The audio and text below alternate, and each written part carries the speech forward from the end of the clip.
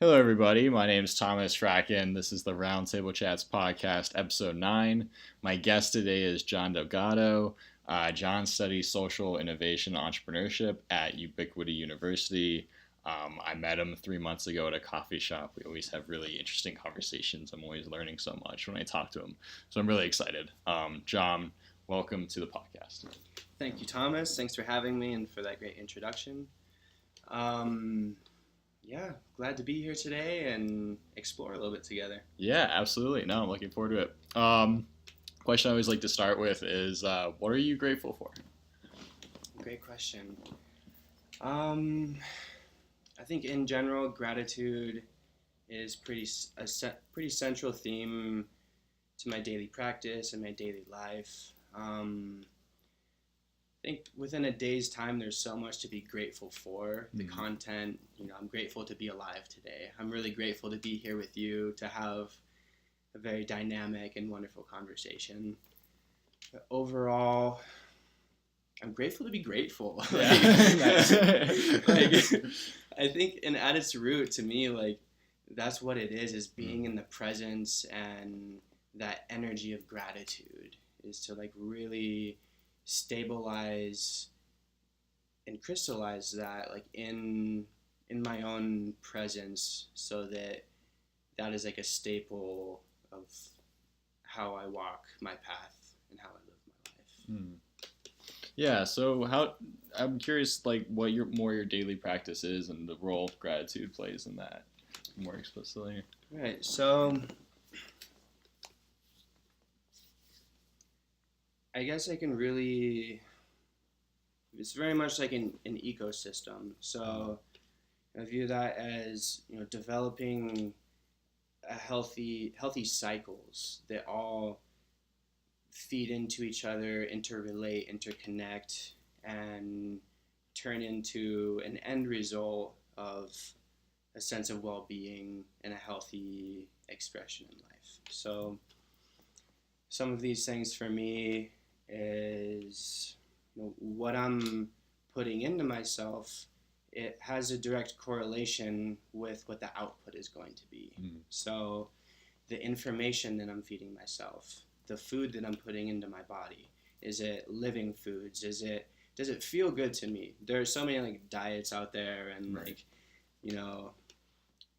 To me, I listen to my own body, how my body responds to something, and paying attention also to what impact does this have, to our planet, and how much energy is going into producing this, etc. And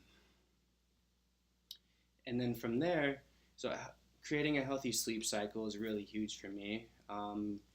Really dialing that in leaves me waking up feeling energized, and in that very first moment of the day is the most important moment for my entire day. Right. Because when I seize that single moment of opening my eyes, and I have this really big tapestry of Bob Marley that's facing me, and just this really lit up smiling face, and I look at that often see that first thing, and it's a cue for me to smile, and to me that represents the deepest aspects of my humanity, and touching my human heart, my deeper sources of expression and intelligence, and really co-creating my day, so that really sets a powerful tone. And then I meditate on whatever's present first thing in the morning, my thoughts, my feelings in the day, and align that with whatever needs to get done, whatever work I need to do, whatever I want to accomplish. I ask myself questions like, how can I best express myself today? What would it mean to be the greatest possible expression of John Delgado in this day? And I start there. And then having the necessary kind of like structures in place, which has been a great challenge for me. Right. Yeah. I'm much more of like, I have been in the past much more of a like spontaneous, intuitive, more feeling oriented. Right. So for me, especially in my own life, I've learned the necessity of having significant and meaningful structures to me in place so that I can focus on that and it holds me accountable. It, having things in my calendar, and I keep a notebook that's kind of like my own like innovation notebook. Right. So it's creating more feedback for me, like how am I actually showing up today?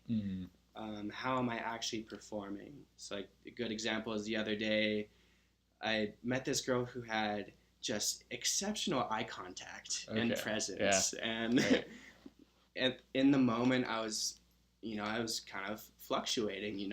I was kind of like caught in this moment of like seeing and feeling this exceptional presence from this girl. Right. And then that created feedback in me saying like, oh, I'm not really there right now.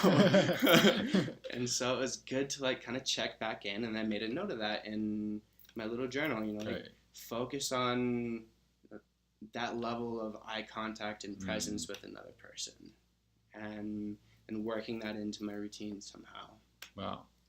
Yeah, that's really cool. No, I've never heard of an innovation journal before like that, and I think it's just brilliant taking notes after you've had a good experience with someone. And I feel like we can all learn from each other. There's always something you can learn. But the way you were describing her, it kind of reminded me like the number one quality I look for in a girl or a guy, which is like somebody who radiates positivity. And it's like almost an unconscious thing. I would say something you can't necessarily learn, and it's just like how you are when you walk into a room, when you're talking to somebody, how you make other people feel without even consciously trying to, that kind of thing. So I think it's great that you really kind of took note of that experience and really absorbed that in. I mean, how long have you had this innovation journal? I've regularly kept journals, but this is a new sort of journal for me. I haven't.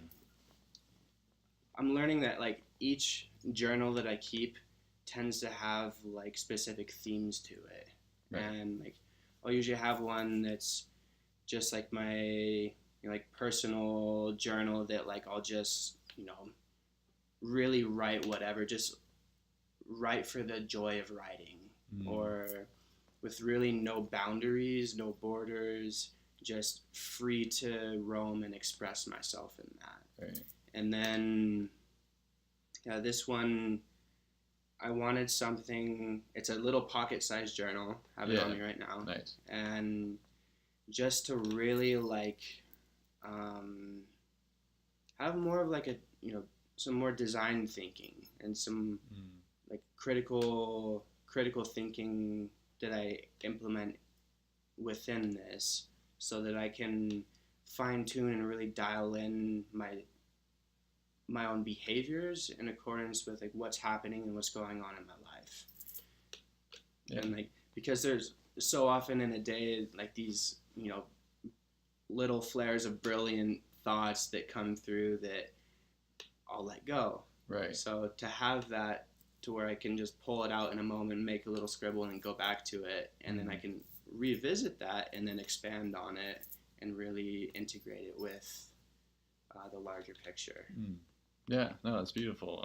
Something I wanted to go back to, I mean, when you're saying your morning starts when you just open your eyes, for the first time, and you meditate, what specifically are you doing with your body when you meditate, and what just want to go deeper into your morning routine a little bit.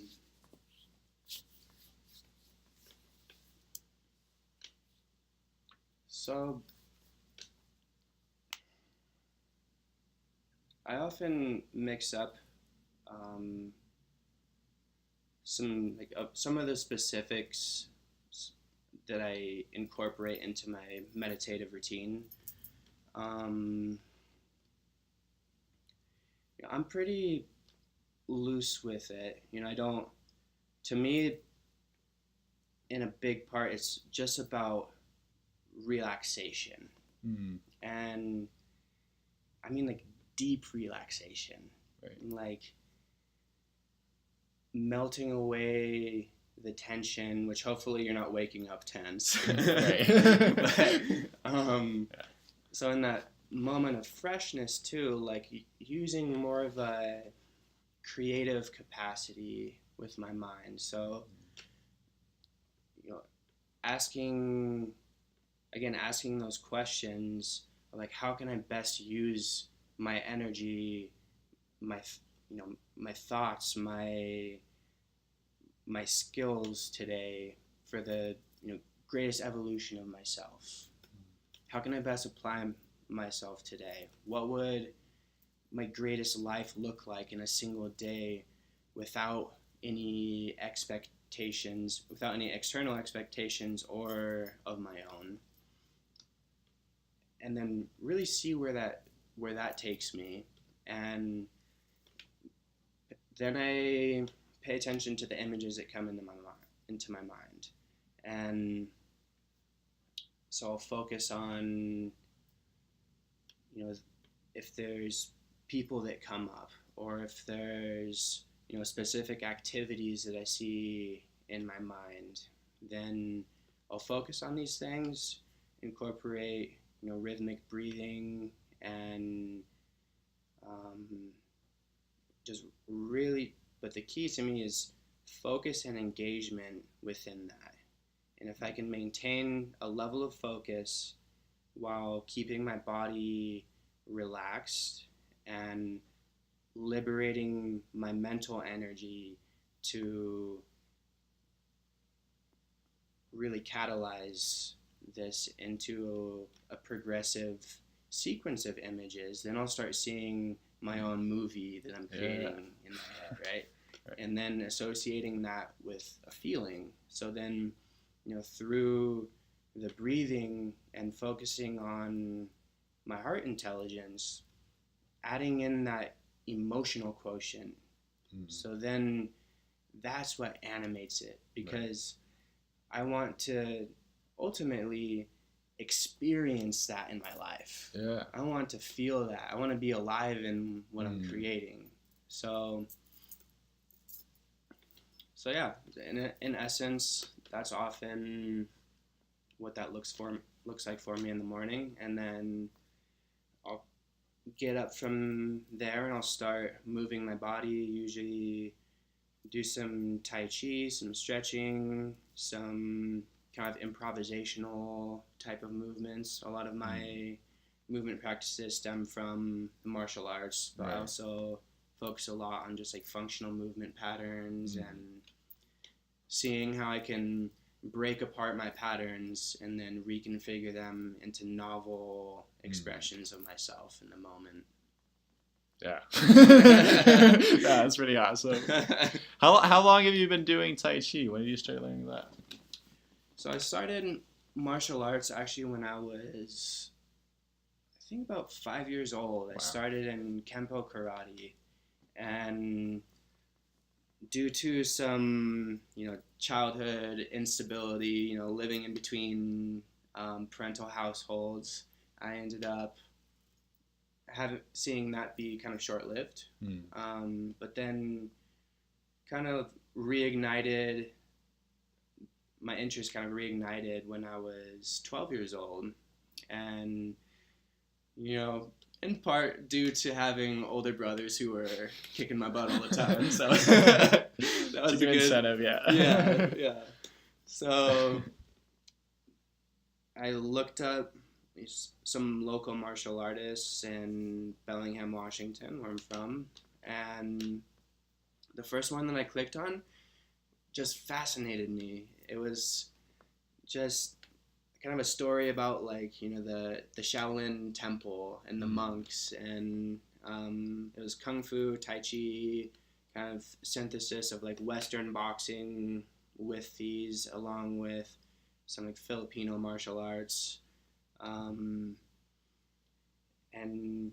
really I had the great blessing of having an exceptional teacher who Right. not only was very well developed within kind of the physical aptitudes of the art, but also, very much had an inclination for the philosophical underpinnings of these arts. So from the start of my education within this, I was reading some really philosophical books, like the Book of Five Rings, which is written by Japanese samurai, Oh, okay. kind of about the strategy of and philosophy of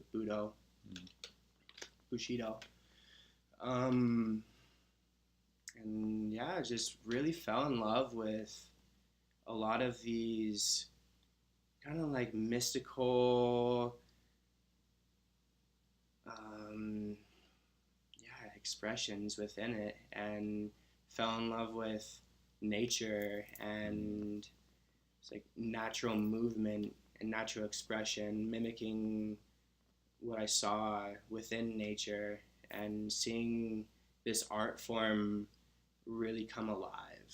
And it wasn't just learning techniques that are directed towards either self-defense, or if you're in the sports arena fighting with it, or to me it really took on just a very intimate form of expression. And then getting into poetry and creative writing, I really saw that just integrate in a very seamless, very natural way for me, and started kind of developing that path for me. It really ignited a deep source of passion for me, and I've always been highly curious. Right. And when I was placed within that context, I wanted to know. So I started asking some very deep, existential and philosophical questions about the nature of reality, and what is the meaning of life, in my own life within this greater scheme of things. And the more that I asked those questions, and the more that I integrated it with my movement, I really saw this very unique formulation come about. It's really stuck with me through the years and been a great resource in keeping myself not only balanced within mental, emotional, physical, and spiritual incentives and drives. Also a means of developing myself. It's been cool to see how those very same questions have really changed for me over time. Yeah, and I was wondering, with which martial art or when in your life did you experience the most growth, or where you thought you were the most challenged, and where this really stands out?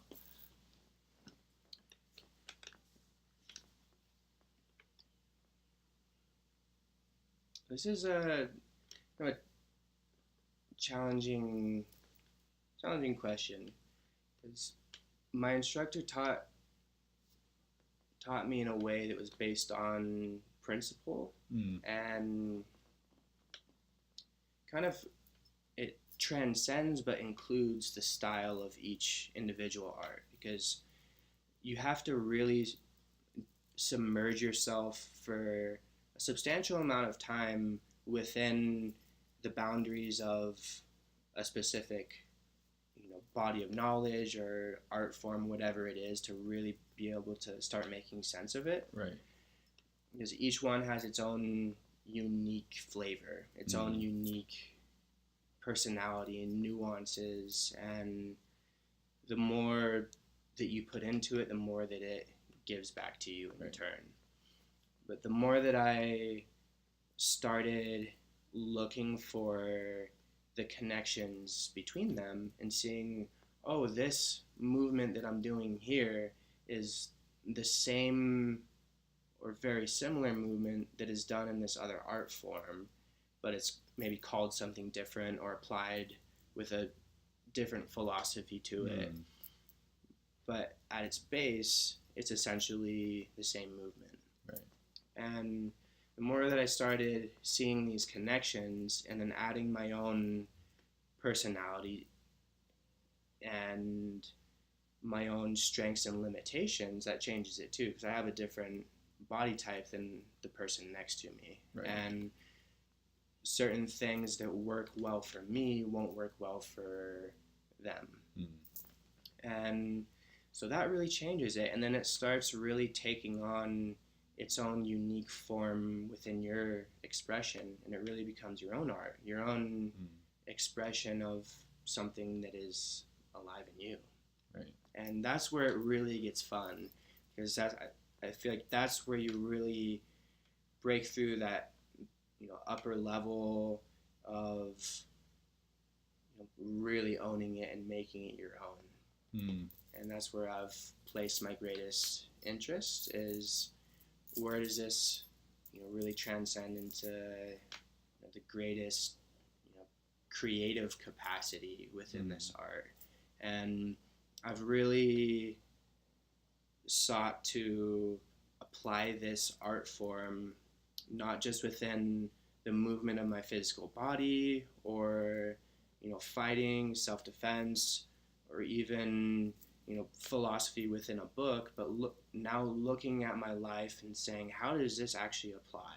I have a unique approach to life through this. Right. And this knowledge really can always be contemporary. It can always be relevant, but it necessitates a reinterpretation to the modern context in order to be contemporary. And so that's really been, I guess, the greatest challenge for me, is looking at this art form and kind of dissolving some of the boundaries that have been placed on it, and saying, how does this apply to the whole? And how have you dissolved those boundaries? Like, how did that come to be? So in the same way, I guess, that I said, so I learned multiple art forms, so Kung Fu, Tai Chi, boxing, Eskrima, Brazilian Jiu-Jitsu, looking at, generalizing it a little bit. So movement is the theme. And so what are the commonalities within movement, ways of moving that, again, transcend the limitations of a style and infuses itself within all art forms. So in the same way, I've looked at this art, and I think art as a whole, that's what has really fascinated me. And so beauty being in the eye of the beholder. It's not so much about the symbol and the content, but the context in which it is perceived, perhaps, or seen. So, the sculptor looking at a slab of clay. Right. And, what is it that impels or motivates the artist to create in the first place?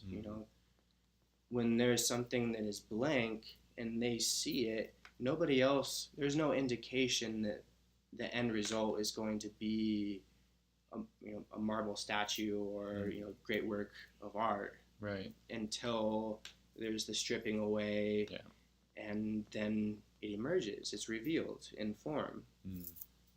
And so looking at the various symbols that I've been presented with, and then feeding it back to the source of my creativity, and perhaps reinterpreting it through my own unique and novel lens, my artistic perception of life and of the world, and then seeing how that might reiterate some of what I've seen. Is this still relevant? Right. Or can I discard this? Does this not work for me? Or does this not apply to whatever I'm taking on in the moment? Yeah, and I'm just thinking about that. It seems like with each new martial art that you learn, it's like accumulating a new lens, and it's like you just having all these different lenses, and you can just mix around and just see things that other people just wouldn't see without that background. And so what you can create is absolutely novel. I mean, I think that's incredibly exciting. What was the most, I guess, interesting of those lenses, or which of those martial arts really stand out to you, just for the experience of it, and the practice? Definitely Tai Chi. Tai Chi's Okay. been a great love of mine. Yeah. Tai Chi is my lover. Yeah. That's kind of a fun play on words, actually, too. Like, Right. It's really a great way of looking at it, I think. And when I'm really in love with this, which I am, and I put that into my expression, and I carve out that time in my day of like, this is just for me. This is just for like the pure expression of this, Right. to let go of all the other bullshit, and like just get into this flow state, Right. and who knows what's on the other end of it, And Tai Chi is incredibly challenging and nuanced. Like, there's something that can only be achieved through going slow, and it is so dynamic in the sense that you're learning to move with your entire body. Right. So connecting every limb, and really, so inner and outer, left and right, up and down, and seeing how all of these contradictions, or these paradoxes, Right. that my left and my right arm aren't going to pull in opposite directions and work against each other and pull me around like a rag doll. Right. You've got to learn how to work symbiotically, and that's really profound. So our body is a great example of that in general, and we have all these specialized tissues and organ systems and various functions that all of these perform, and even each individual cell is simultaneously optimizing for itself and the whole at the same time. And so that's the same thing that martial arts has taught me on a different scale, which again is greatly profound. That so any movement within context, somebody gives me an impulse. If you want to call it a push, you want to call it, they throw a punch, a kick. So knowing what is coming,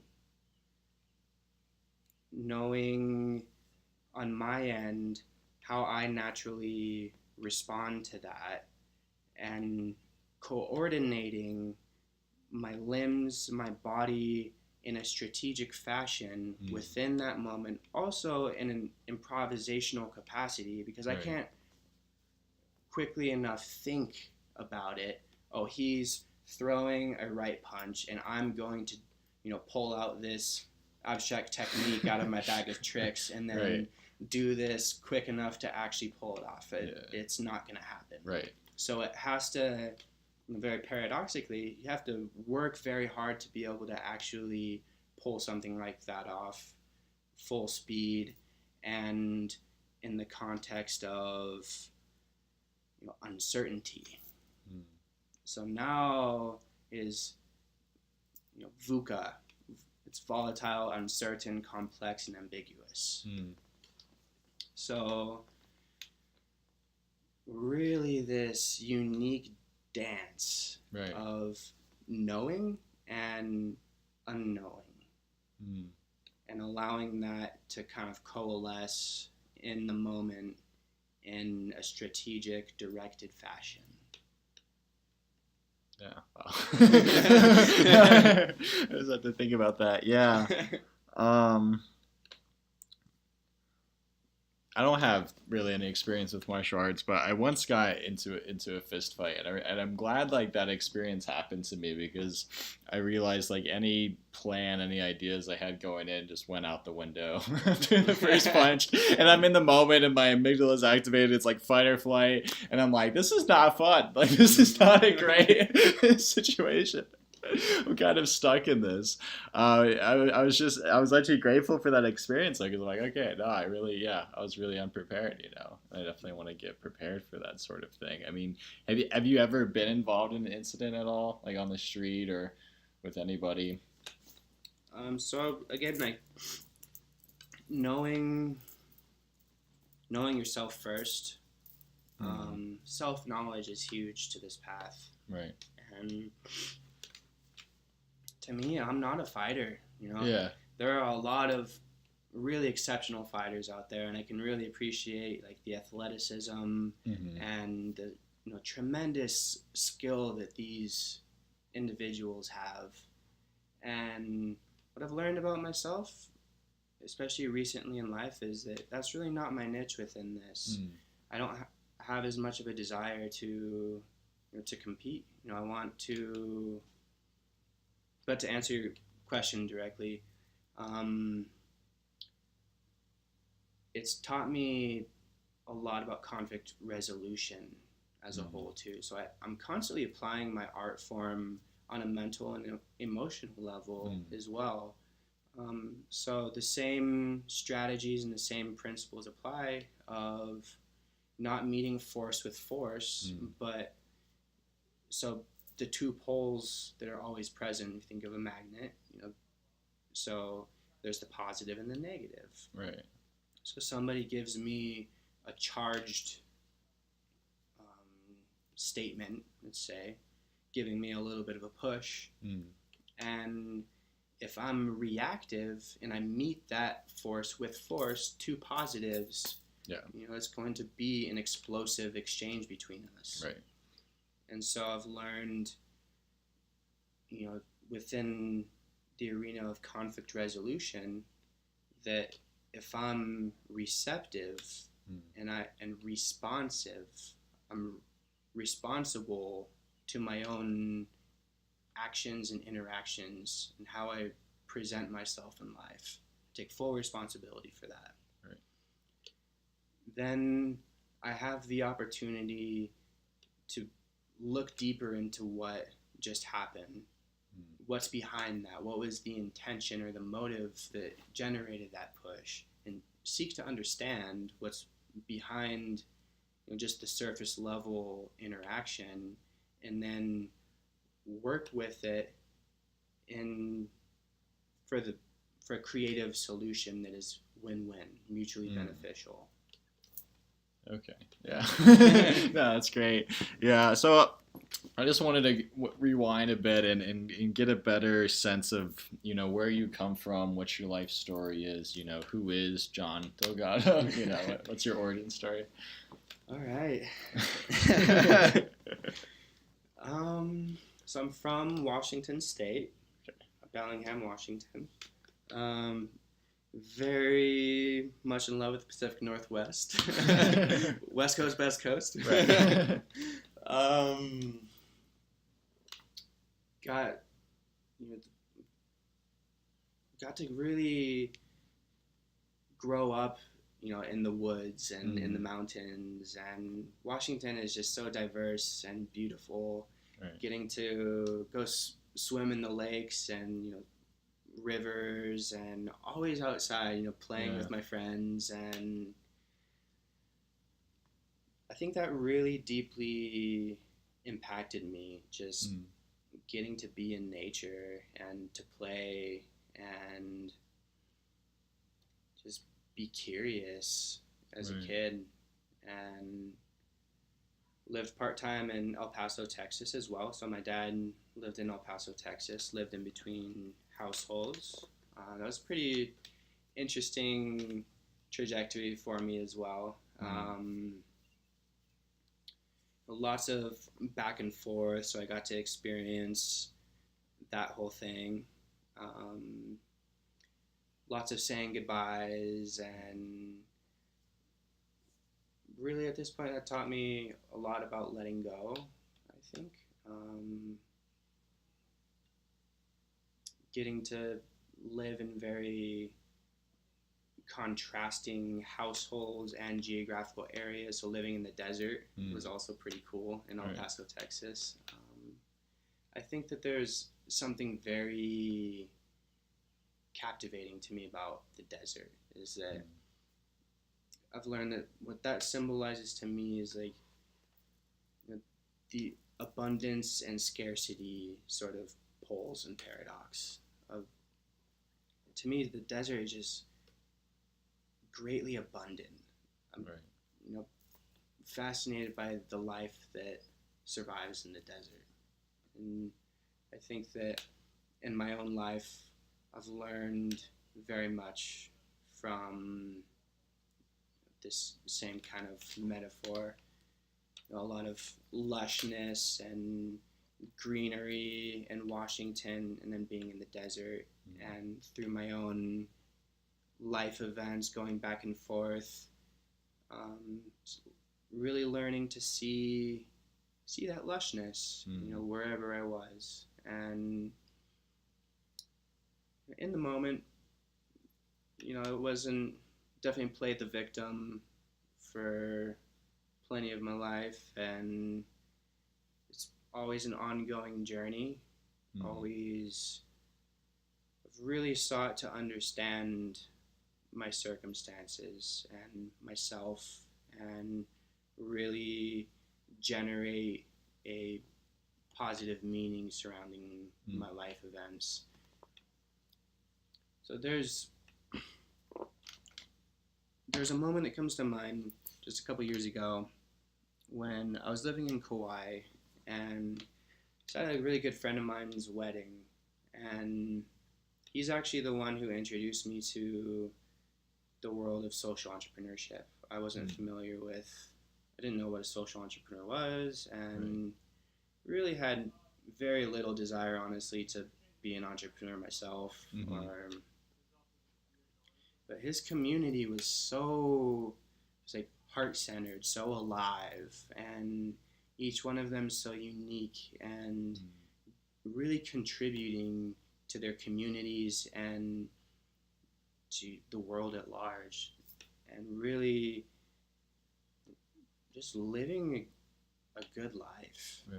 And there's one guy that I met that night, this night in particular, that he asked my story, and I said it in a way that I was focusing on the negatives, the things that happened to me.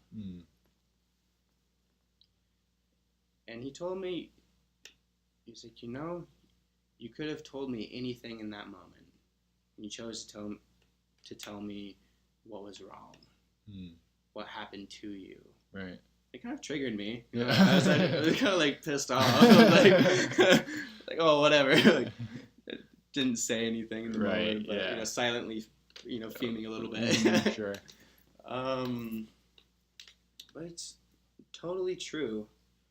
And as I sit here with you asking me that question now, I'm much more deliberate, maybe, or conscious of how I tell my story, because there really is a lot of truth in that I could tell you any story right now, and if I was a good storyteller, and whether or not it was historically true is really slightly irrelevant in the sense of like right now what it means when we are exploring story, and like really reaching down to what I see as like the deepest levels of humanity. Is what is our story, our own story, and the human story, you know, and how are we telling that? How are we telling the story? So, yeah, I'm learning to change that a little bit, and how am I remembering myself? How am I remembering my story? Right. I think that's pretty profound when you realize that you are perpetuating whatever that script is that's going on in the background subconsciously, that you have the ability to rewrite the script. You can't change whatever happened in your life. Sure. But you can really write whatever you want. Again, coming back to the artist, you know, when it's a blank page, what are you going to write? Yeah. And to me, I'm more interested again in that, you know, creative capacity of how can I spin something novel from, you know, it might have been some adverse moments in my life, but I've found that those have always taught me the most about myself and been profoundly meaningful to me in the best way, even the most deeply painful moments of my life. In that moment, I can learn to be grateful because I can see the seeds of new life within it. Even in the most horrible circumstance, whatever I come to terms with about that is going to determine a future self. So being conscious of that, learn to become a better writer. Yeah, absolutely. No, that's really interesting. For some reason, I was reminded of kind of Stoic philosophy, and one of my favorite kind of things they state is acknowledging what is in your control, what is not in your control. You know, and in many respects, it's true you can't change what happened in the past, but like as you were saying, you can change how you see it and the perspective and what it means, even the meaning of it too. I think is in someone's control. Also, I was thinking of a quote from F. Scott Fitzgerald, who wrote The Great Gatsby, where he said, "Bring me a hero, and I'll write you a tragedy." Right? So you can just totally twist the narrative, you know, and show a different thing. So, yeah, I mean, it's really interesting how you told your life story. Like, it's all very measured, and you know, you're very very careful with what you choose to say and how you view it. You know, it's really interesting. How long ago was that experience you had with Kauai, where you talked to your friend? Think about 2 years ago. Okay. So pretty fresh. That planted some seeds for me, and in that time of my life, I was doing a lot of just soul searching, and so again, I've always been greatly curious, and pair that with kind of a dissatisfaction for my formal educational experience. Right. So I didn't feel connected to many of my teachers in high school in particular, and having some of that instability in life, you know, in my childhood, and you know, I faced some pretty major depression through those years, and you know, really just actually didn't want to be at school most often. Right. And it was more that I wasn't engaged with the content or the delivery of the content. And I think that, you know, a lot of my teachers and elders around me, you know, kind of saw that as being maybe less intelligent, or like there was a learning disability, right. But then I would, you know, I would skip my classes, and especially to some of the ones that came naturally to me, like English. I remember during our poetry unit, I did like 10 or so poems in like an hour's time. Right. And my teacher pulled me aside and she told me, John, that is bullshit. She said, what you just did was better than anyone in your class. Yeah. And you're not applying yourself. Right. And that was a very profound and revealing moment for me as well. And really can appreciate that she, pulled me aside that day and told me that. So it also showed me that I'm not stupid. I just was interested in asking different questions, and I wasn't into the whole notion of just like show up to class, sit down, and just digest and regurgitate information. I wanted to be out in nature, and I wanted to journal, and I wanted to play with my articulations. And I think I found that within martial arts, and to me that seemed like much more of my relevant education in that. So a lot of this path has been for me unlearning a lot and really questioning some of the kind of more fundamental axioms of modern education and just society as a whole. And then fast forward to this time in Kauai, this was really just kind of a leap of faith to do something different and connect with myself in deeper ways. Kauai to me is like the most alive place that I ever lived in. Like that island is just like felt living and breathing to me. Yeah. And just getting to really submerge myself in the land and with the people that I met there.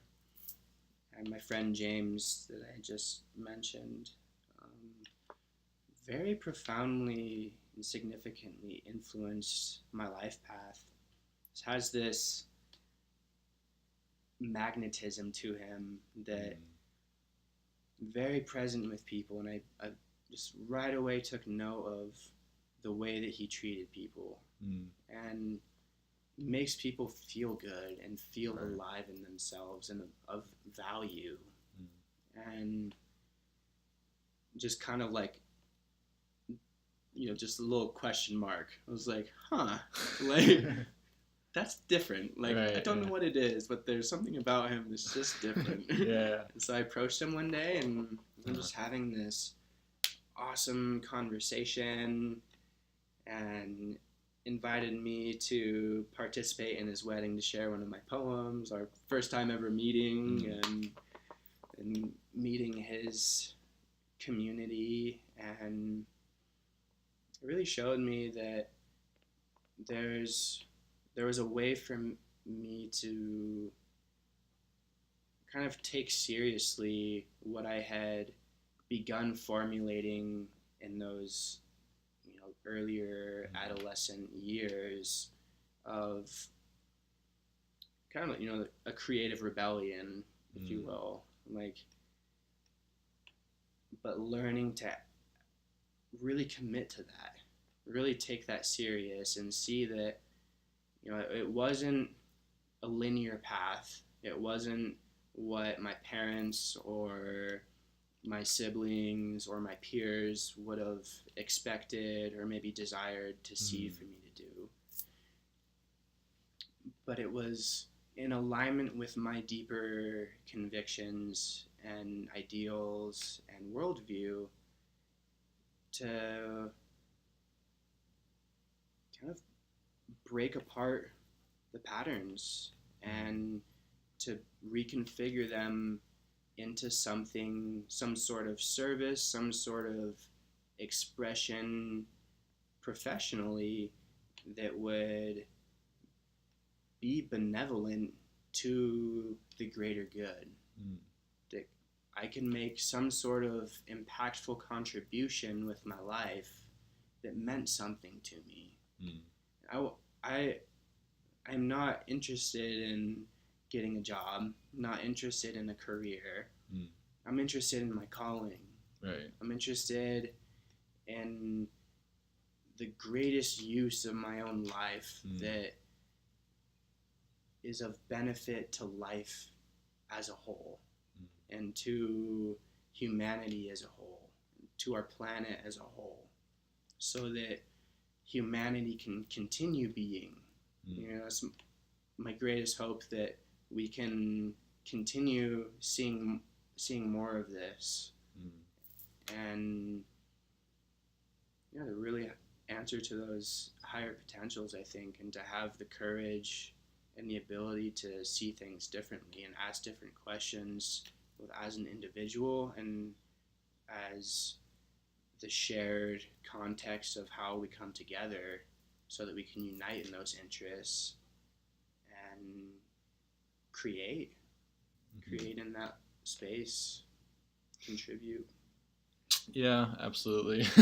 A lot there. Yeah. No, that was great. I was just thinking back, like, the public education system, it's so archaic. It hasn't evolved like many other things that have. And so, when I saw kind of the rise in the use of Ritalin and ADD and different, learning disorders and things like that, and it's just like this model is just not working for a lot of people. And, I mean, I'm so glad you had that one teacher in the poetry who did something. It's like she got out of her role, even as a teacher in a sense, and just saw you as another human. It's like, I need to intervene. I need to do something, And I feel like there's so many students, they just never get that intervention. They never know, and especially the creativity aspect.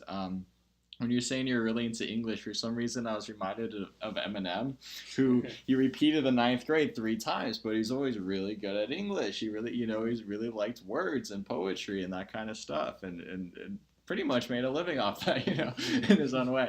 But I was just thinking, it's like, having that teacher, having that human just intervene is so important.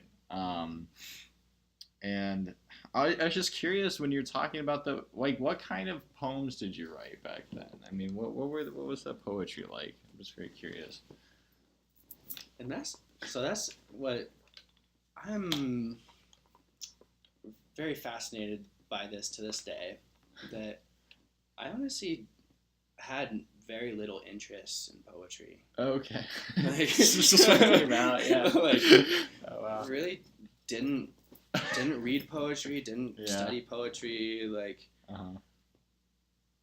it's something that was just kind of born through me.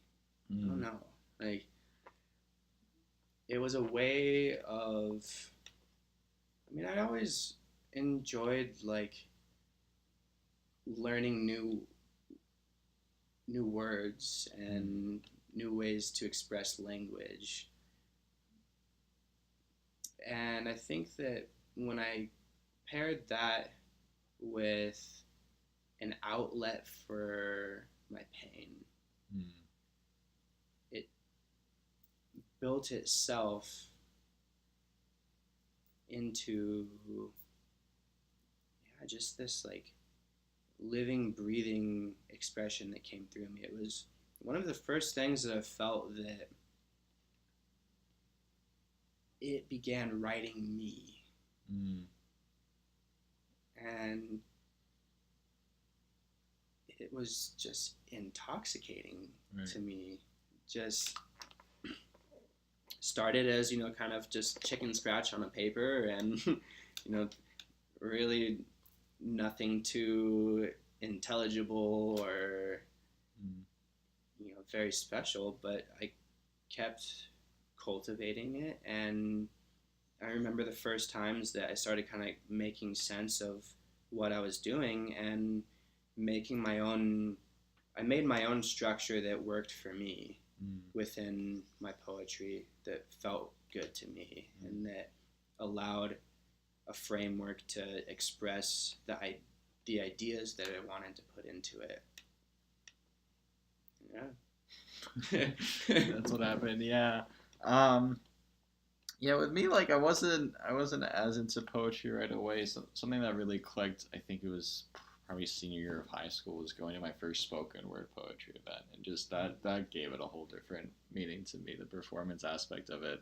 And now whenever I go to a spoken word poetry club or whatever performance, I realize like it's like it's just a almost a different dimension of therapy. Like when we traditionally just have therapy, it's just two people in a room talking, listening to each other, but it's like just on pure display to everyone and just pure raw thought. And I was just so blown away by that. And I saw that that's what spoken word poetry and then stand-up comedy have in common. It is that it's raw, and then also there's truth, and it's like it's a platform in society where you can actually tell the truth when you can't in many other venues, you know. And so for me, that it was just something with spoken word poetry that really clicked, you know, and seeing the raw thing.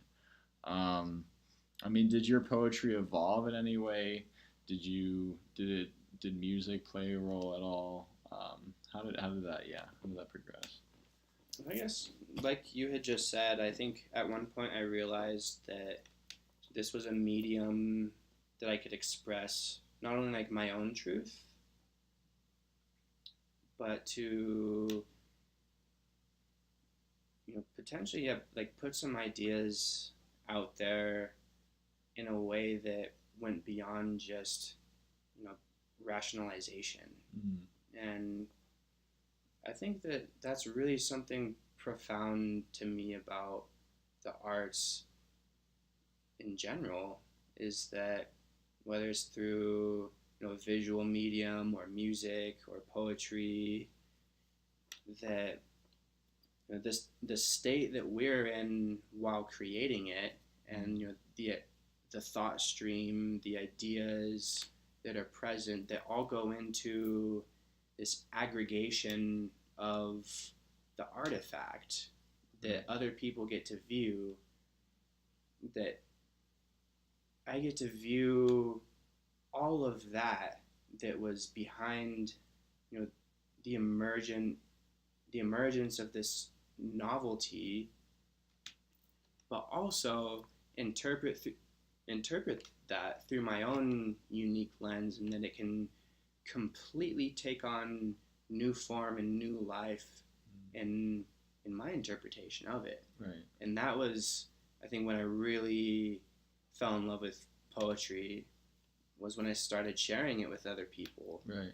And it was a big move for me. Like, I was very much shy in many senses as a kid. I didn't feel comfortable or confident in my verbal expression. And so to really step out of my comfort zone, step out of the box and start sharing something that was so intimate to me. Right. It was made me very vulnerable. But to see, some of the people in my life that were very receptive to it, and then started encouraging me to continue that. And then I published a few of my poems, and at this point, evolving into music. So it's really been a beautiful thing in life to me, just having something that reminds me that it all can be so simple, that our universe is highly complex, and I love complexity. Like, I love it. Yeah. Like, learning a lot about systems thinking, and I love the sciences, and seeing how all of the parts fit together into this very integral tapestry. But also just, I think that art is the face of that tapestry when you see the image, whereas the sciences are potentially the backdrop. You see all of the the patterns that are woven into that, all like the threads that are interwoven and intertwined, and you get very different images if you're looking at the front or the back. Right. And to see that, it's both present in the same instance, depending on where you look. Right. And so to me, having the arts present in my life reminds me of just that simplicity, that sense of simplicity that it gives me, of just really being in the moment, just being alive, feeling my aliveness, right, and expressing just for the sake of expression, not for any objective gain or just the rawness of that. Yeah, and I was just thinking, so you have this art side to you. When did you start getting into science and the different sciences and kind of building that knowledge base? Probably sometime in high school, because I think as a progression in like my more kinesthetic abilities, I started just naturally having a great desire to understand more about the human body. And as I kept developing and asking different questions, I wanted to know more about like anatomy and physiology, and like my life experience is localized within this body, so right. I should probably understand a little bit about it. And then that's led into various streams of thought, and it's beautiful. Yeah, no, I'm just looking across from you. Our listeners can't see, but I was just looking at your body. Like, I just was curious, about your tattoos. Like the one on your arm there, where you have it looks like a tiger, and then the beautiful tree. Pink branches. When did you get that tattoo? I got this when I think I was 21, 25 now. So this tattoo in particular symbolizes the first art form that I started in martial arts. The style of Kung Fu is known as the Tiger Crane system. So a lot of the Chinese arts kind of mimic different aspects of nature, right, or cosmologies that they personify within the movements. So that's what I put it on my skin because it changed my life. The tiger is the power, the ferocity of the tiger, but also the elegance. Right. And I think that to me, tigers also symbolize intuition and like clairvoyance. Right. Then the crane symbolizes the grace, like grace and elegance, more of the flowing aspects, kind of this serenity and harmony, right, and symbolizing just balance of potential opposites within nature, different like personality elements. Yeah. Okay. No, that's very cool.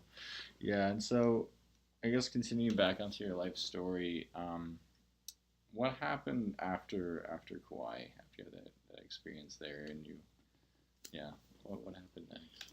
So, as I was saying, I was deeply impacted and moved by some of those connections that I made, and these folks were all from Encinitas, California, and had never heard of Encinitas before, so that kind of put it on the map for me, and decided that I had enough of the island experience at that point. I realized that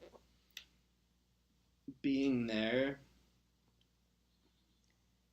didn't fully resolve some of those deeper desires to build and create an exceptional life for myself. I didn't see there being as much opportunity, especially in the way of like networking, right, or making the necessary connections that were going to open up doors in my future. right.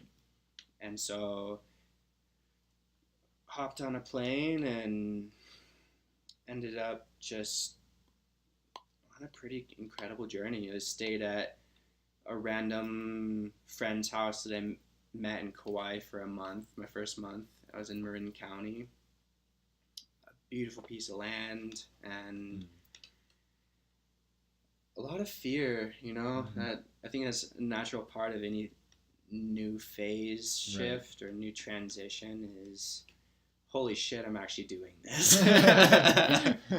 And it was scary as shit. I didn't know anyone in California. Yeah. Didn't have a job lined up. Right. And it's like, what No the hell am I doing? Yeah. Didn't have very much money, but I always have found just the right people that provide just enough for me to get by to the next thing that presents itself, and then the next thing. And so I was really learning to bypass that fear in my life, to have the courage to do something different, even though it was completely uncharted. I had no clue what I was doing, no clue where I was going.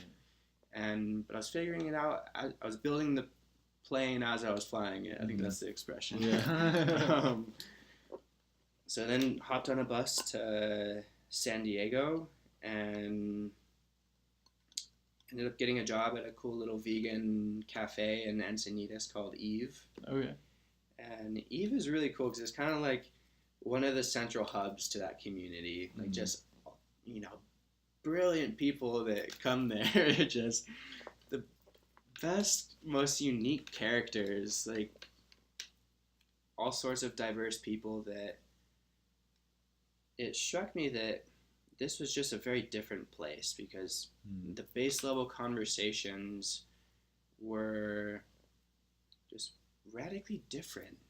And I loved it. I loved being surrounded by people that were having different conversations about, the nature of reality and life. And, also a lot of, entrepreneurial, highly skilled people too. So it wasn't just like, these lofty ideas or conversations, but also like, okay, like how do we put this into something and let's do it.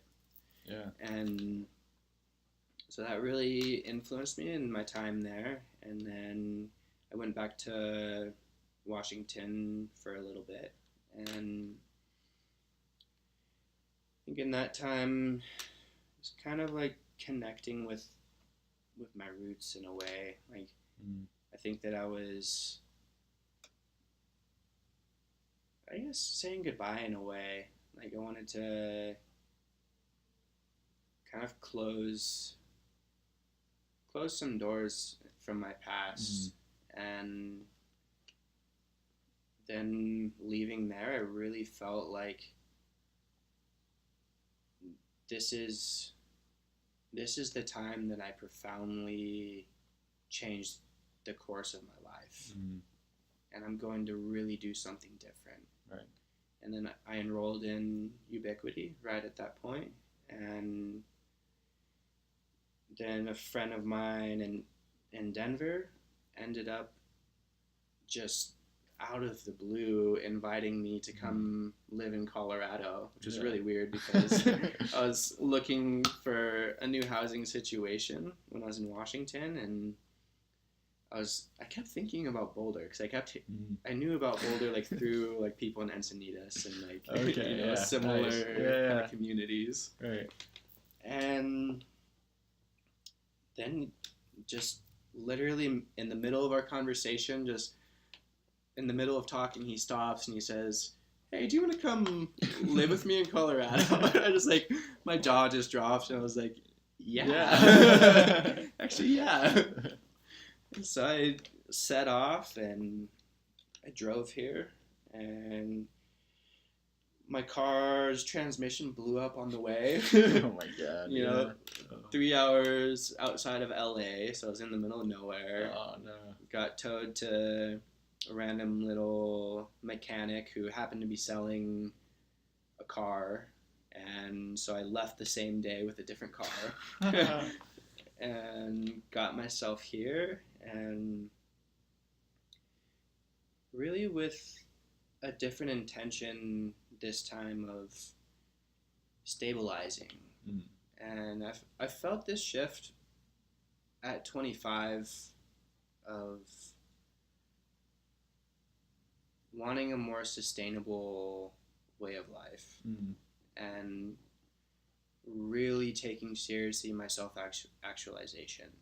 So aligning myself with new information through this university, which is really an amazing place for me to be. They take kind of a 3-tiered approach to their education: head, heart, and hands. So self-mastery, social impact, and the core knowledge are all equally weighed within this. It's very attracted to that, because to me, true knowledge is the ability to create whatever that points at in life. So that really drew me in, and I've been very happy with it so far. Met some really powerful humans here in Boulder. There's some fascinating people here. And just the more that I look at this place, and especially being here right now in the summertime when everything's just so lively, and I just am so in love with it here. And it's been a big thing for me, being able to call a place home and to allow myself to be here and build a sustainable life. Right. And really learn what that means. Yeah. So kind of a new curve for me, but very happy to be here, and definitely overcome some challenges in the way of limiting belief structures and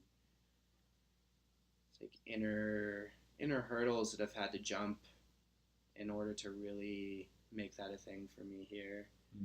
Noticed tendency to be a little bit more of a gypsy soul, and just like I want to go see and play and explore, but I really, wherever I was going, I found myself falling into the same games, same traps, really, like always money and like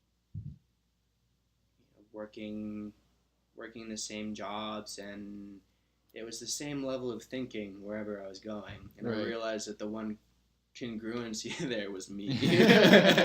Yeah, it's an important realization. Yeah.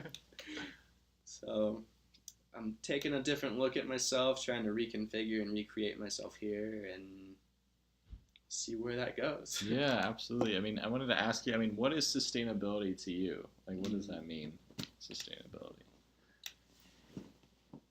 So it's a great question.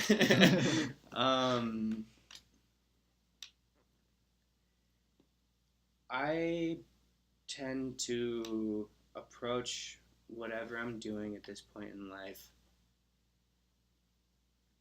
twofold: individual and collective. So the value that I place within things the choices that I make from that, and so the behaviors that I'm displaying based on all of that as an individual, is that conducive to physiological coherence? So physiological health and well-being, mental, emotional, existential. Are these going to exponentially increase my level of well-being in the future? Or are they going to take away? So I try to align my things with more, put myself in situations, surround myself with people that are on that exponential yes curve. Yeah, sure. And also equally, if not more so right now, is what do my actions mean for the people around me and for the planet?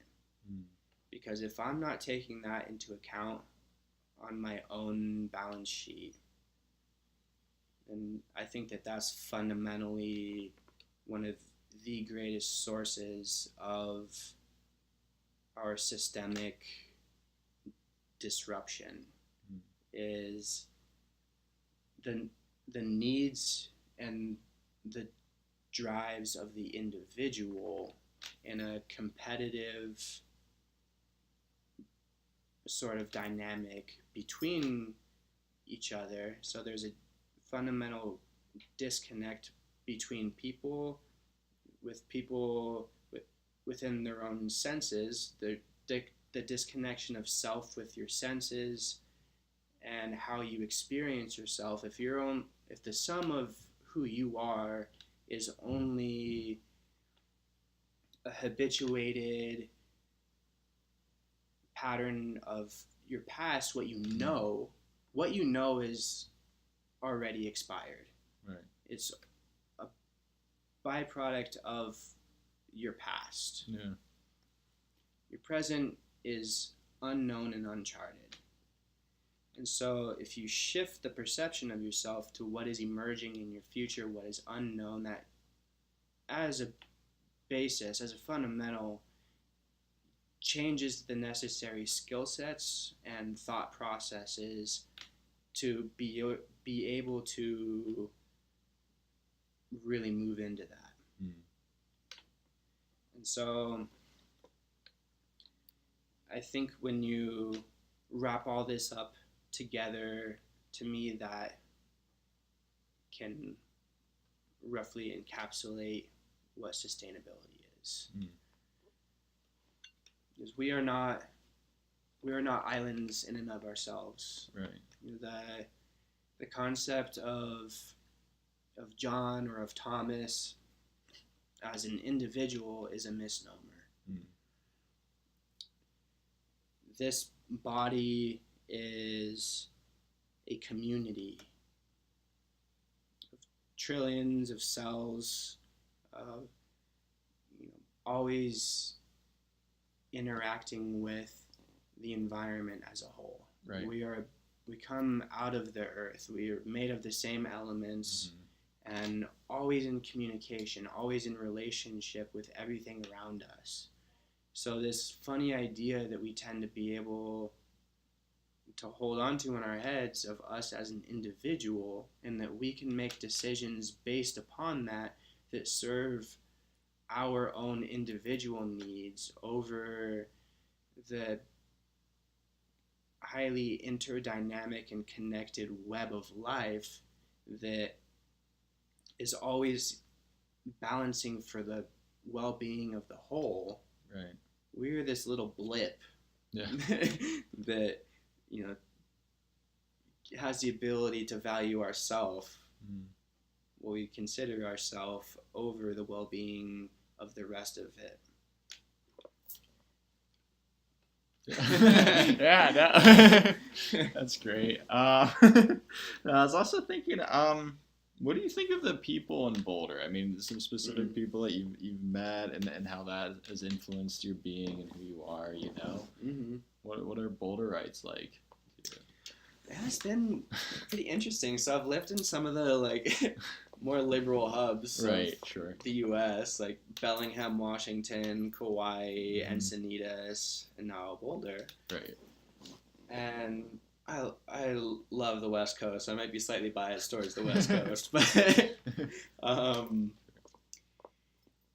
you know, I think that Boulder has a very unique integration of like the left and the right, you know, the conservative and liberalism, and you know, met some really intelligent people here. I think that I've really had a lot of high level conversations with the people that I come in contact with. I think that says a lot about this place that we live. I think it's, you know, really grateful to live in a place that's a possibility. Right. And a lot of, you know, activity. People are very active here. Yeah. I really like that. You know, always outside, and I think it says something that Boulder's rated the happiest place in the United States. Right. A great quality of life here, and one of the big motivating factors for me was seeing a lot of engagement within the social impact area. So there's a lot of, you know, entrepreneurs here, but you know, especially within the area of social entrepreneurship, I think that's pretty exceptional to have access to within the community. Yeah, absolutely. Yeah, I really grew to appreciate Boulder after I had left. I went to school in DC and then came back, and I was able to see it kind of through new eyes in a sense. And so I just say, like, on the East Coast, people ask like, what do you do? You know, and in Boulder we ask like, how are you? When we first meet somebody. Yeah, it's a big difference, and that's super important. And I was also blown away with the West Coast. I was in San Diego just for a few days, but I remember going to some bar, and I usually bring a book with me, and it was the first time where I brought a book with me, and the bartender was like super into it, and then we got into this deep discussion of quantum physics and his martial art practice and all this stuff. I'm like, wow, that's new, like that's next level here. Like, I want to spend more time over here. I don't know, yeah. Can you connect us? That sounds like a discussion I need to have. Yeah, right. No, he was awesome. I had this book called like Your Survival Instinct is Killing You. So it's like this intense dude, and he just like pointed at it. He's like, I gotta go help this person, but I'm gonna come back and talk about that because it's true, you know, and all this stuff. It was so bizarre, you know. So yeah, no, I've definitely grown to appreciate Boulder more since I left and kind of come back and that kind of thing. Kind of moving forward, I mean, what do you like to do in kind of the future with 2018 and to continue that sustainability and your own growth, you know, as a human? Do you have any goals? Yeah, I'm looking at the big picture, which has been a consistent theme throughout my life. I tend to focus more on the whole. But learning to make sense of it in a different way. So really changing the ways that I'm thinking and my sense-making abilities of a highly dynamic, interconnected, systemic, you know, global issue. You know, there are many specifics within it, many, you know, problems and many niches to take on that whole picture. Right. I think it'll really come from every direction, but for me, I'm starting with, you know, learning to make sense of some of the bigger picture themes and how it all connects with each other. And for 2018, really, like, my education, I love to learn, and so I'm very excited to just continue with my education and networking, meeting the people here that can really generate a context that is, nurturing to that and inclusive, co-creative sort of spaces that Right. I can plug myself into and see greater growth. Yeah, no, that's fantastic. I think that's a good place to end. I think we have a good idea of who John Delgado is. Thank you so much for coming on the podcast. Really appreciate that. Yeah, thanks for having me. Yeah.